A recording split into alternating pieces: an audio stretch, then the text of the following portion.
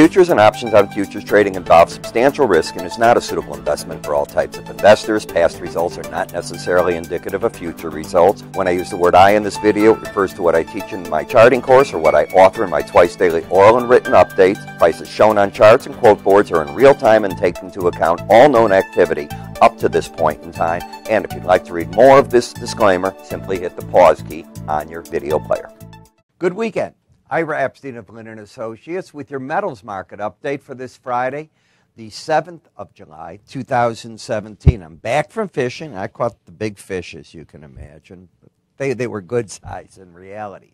I have a favor to ask of everybody before I get going. Tell your friends about our videos. You know, that's the way that the viewership goes up. That helps me with people that want to either get our research, buy our schools, and that's what funds this whole program. So I would appreciate that. At the end of this, by the way, I have a brand new offering for you, something you've not seen. It has to do with pivot points. I'll explain all that in a minute. So let's talk about where we're at, because the gold market down $13. This silver, there's lower numbers than this. This is wrong.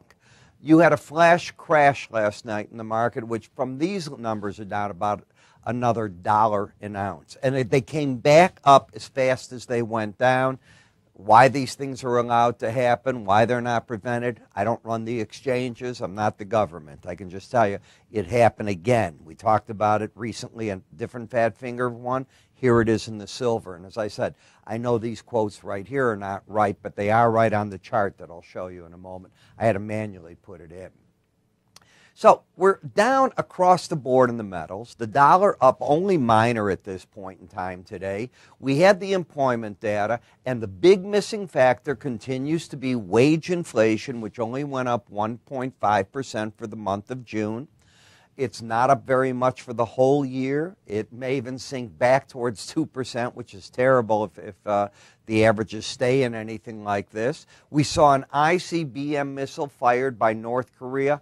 No impact again on the market. We've got G20 going today. Korea's on everybody's words. They're talking it. But the reality is military options are not on the table. You can't do a military option.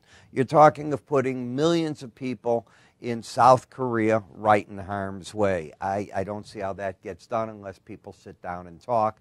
And you should look for 6 nations to get together. But that weighs on the gold. None of this has been favorable to the gold market. As you take a look at the monthly bar chart, one of the things that I pointed out, and I'm going to continue to say it, is in my report that I wrote, I said this is all very, very important. The market keeps staying against these moving averages, not moving away, and that is still the case. If it rallies big, you've got resistance 1321 to 54. If it drops from here, support could come in at the lower Bollinger Band of 1152. Right now, you are still in an area that isn't looking all that good. When I go to a weekly area chart of closes, the story starts unfolding and it gets more bearish.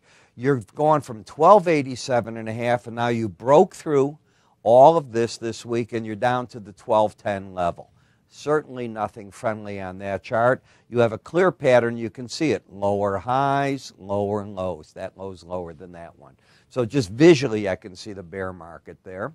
As I step in on just a weekly bar chart, if I take out this week's, let's get rid of it just so you can see it right there.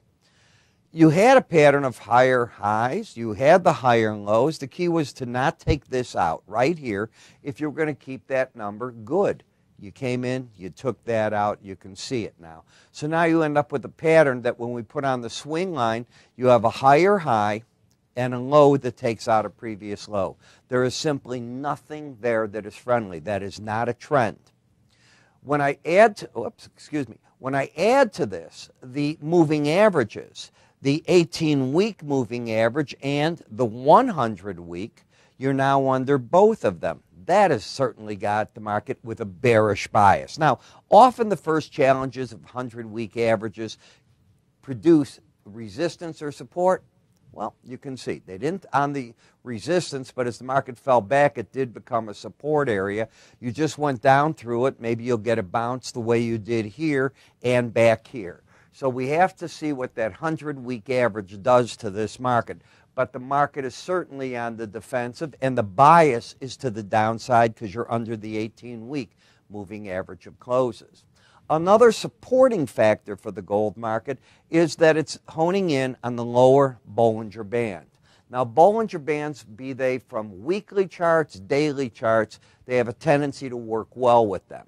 There's two parts to a Bollinger Band. Often as you first get up to it, you react back, and you can go how far down, I couldn't tell you, but you often make a run back to the center line, the 18-week average. However, you can get a situation where they lock in on that band and they run against it. And that happened right here, as you can see. Here you came down to that band, you bounced away. Here you got up to it and you fell back to it, and over time you didn't hit it again. You fell back to that 18-week average. So this is going to define what gold is. Is it going to fall apart into that 1150 area? Is it going to find support here and just say, it got a little too low and maybe it'll bounce? Right now, bears have control of the market. Momentum, clearly pointing to the downside.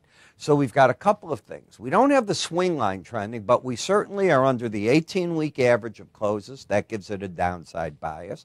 Support comes in 1217 to 1203, and momentum is down.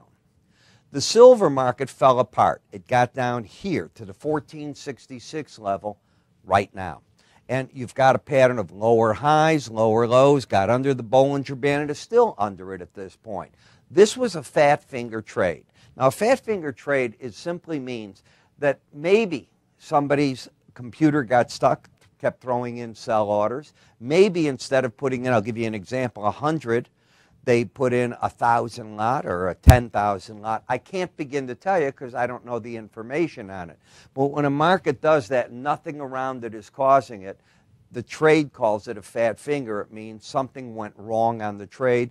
It used to be because we'd take our fingers, and when we started first entering computer orders, you might hit an extra digit, hence the term fat finger. Whatever. You're in a clear bear trend, oversold, but still coming apart to the downside. Copper market, surprisingly, is just staying in a bullish mode. It's got a pattern of higher lows, higher highs, staying over the 18-week moving average of closes, and momentum stalling a bit, but still in an overall uptrend pattern. In the platinum market on the weekly chart, you have that pattern of a higher high and a lower low. Now, that one surge it had up got up to the upper 100-week moving average closes in the 18-week. I'm so used to saying day. And then it slipped back. Today it came down, challenged, as you can see, the lower Bollinger Band where it's at right now, and momentum is still to the downside. So the bears actually have control of this market, and no one has control of the palladium. You have a pattern of a higher high, lower low, no trend. You have the market over the 18-week moving average of closes, gives it an upside bias, but the momentum out of these slow stochastics is pointing down. A very confused chart. We then get to the dollar index, which I always like to show with this because so many of these are priced in dollars. And if you look at it, this dollar index on the weekly charts got lower highs, lower lows, momentum locked in bearish under the 18-week. There is nothing friendly on the weekly bar chart of the dollar. Therefore, the dollar, when it was falling, didn't help the metals, and if it bounces up at all, it seems to drive them down. You've got to pay attention to that and understand that that is weighing on those markets. Now I want to weigh it with you. Do you see those lines on that? Let me explain what this is. And it's very popular. A lot of traders use it. Let's assume you want to be an in and out trader. You're looking for a day where you think, if I can get the market and want to buy a break in the market and pop it out, where might I do it? Pivot points come in with that. And what the pivot point is, it's a specific formula that develops resistance and support levels from a mean point. From that point, you're looking to sell above that white line. You're looking to buy under it. You get 2 buy numbers, 2 sell numbers each day, and we teach you how the pros work with it. This is not meant for position trading. This is meant for in and out trading. We have brokers here that specialize in it. They've been doing it like I have for 30 some odd years. And yes, I have probably used that closer to 40 years.